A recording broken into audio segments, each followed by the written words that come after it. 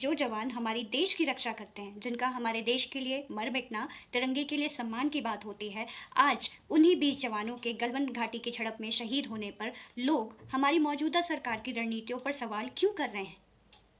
देखिए, पहले तो ये बहुत ही आश्चर्य की बात है कि विपक्ष में बैठे लोग ये सवाल कर रहे हैं कि झड़प के वक्त भारतीय सेना कर्मियों ने हथियार का इस्तेमाल क्यों नहीं किया, जबकि ये आप सबके संज्ञान में होगा कि 1993 और 1996 के एक समझौते के तहत ये तय किया गया था कि एलएसी पर भारत और चीन की तरफ से ना ही कोई फायरिंग होगी और ना ही किसी विस्फोटक ऑपरेशन का संचालन किया जाएगा। फिर 2005 और 2013 के समझौते के तहत ये भी तय किया गया कि दोनों पक्ष आपस में बातचीत कर मुद्दे को हल करेंगे और दोनों पक्षों की तरफ से ही सेना का बल प्रयोग नहीं होगा। लोगों पर उन्होंने काबू पाया उस समय 3-4 लोग बता रहे हैं। इन लोगों के पास कोई हथियार नहीं था उस समय। ये नेपथे थे जमा, मतलब इनके पास कुछ नहीं था। ये तो ये मतलब था भी बातचीत का माहौल था, भी बातचीत से भी मसला कम मतलब कर देंगे, पर वो हथियार के साथ आए थे जो चीन वाले थे। किस तरह का हथियार था वो कुछ बताया?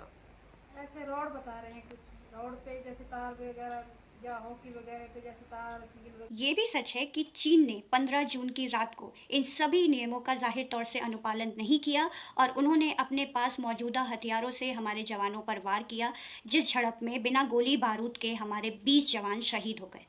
हिम्मत मत हारो यार, फौजी होकर खत्म हो गया ना, कुछ नहीं खत्म हुआ। हिम्मत मत हारो यार, आ रही एम्बुलेंस, एम्बुलेंस आ रही है, हम आगे।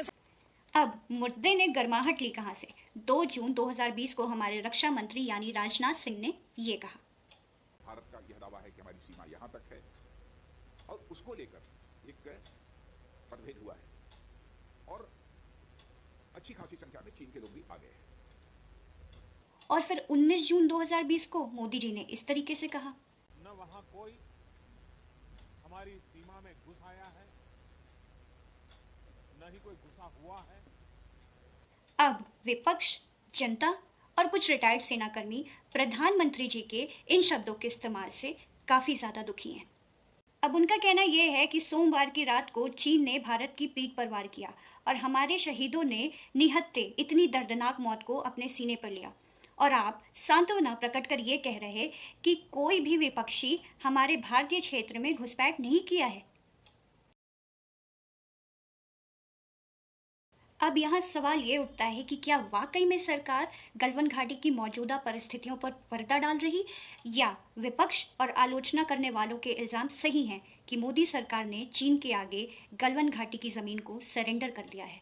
आप सेना के जवानों के लिए अपने सहयोग को प्रकट करते हुए इस मुद्दे पर अपनी राय हम तक जरूर पहुंचाएं।